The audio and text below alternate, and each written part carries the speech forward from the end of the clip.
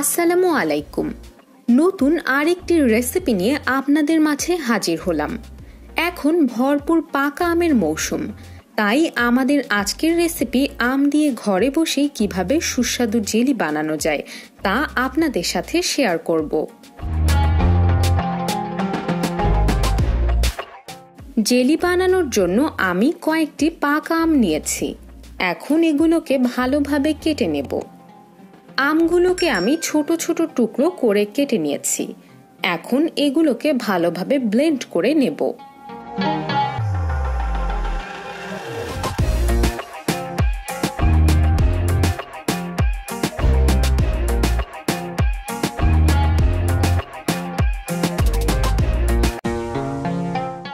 এখন জ্যাম তৈরির জন্য চুলায় একটি পাত্র নিচ্ছি। এখন আমি প্রথমে আমের পিউরিগুলোকে ঢেলে নেব। এখন চুলার আঁচ মিডিয়াম রেখে কিছুক্ষণ জাল করে নেব।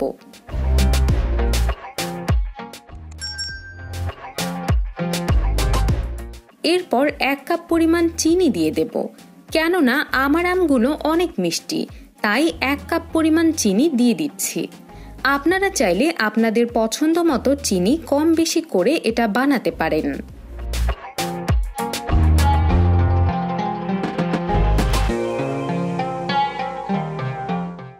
এখন অনবরত নেড়েচেড়ে এগুলোকে ঘন করে নিতে হবে।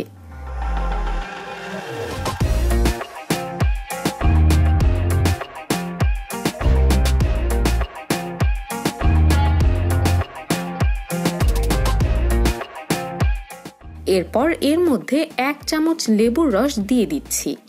কেননা লেবুর রস দিলে এর ফ্লেভারটা অনেক ভালো আসে এবং দীর্ঘদিন সংরক্ষণ করে রাখা যায়। এখন এটাকে ভালোভাবে নেড়েচেড়ে আরেকটু ঘন করে নেব। এখন এটাকে চুলো থেকে নামিয়ে নিতে হবে। এরপর জ্যামটাকে গরম অবস্থায় কাচের পাত্রে ঢেলে নেব।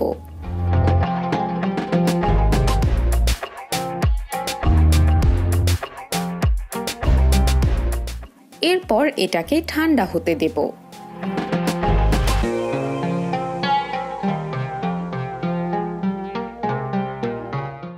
এখন আবার ফিরে এলাম জ্যামগুলো ঠান্ডা হওয়ার পর।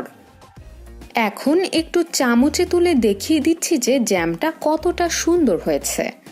আজকের রেসিপি এই পর্যন্তই। ধন্যবাদ ভিডিওটি দেখার জন্য।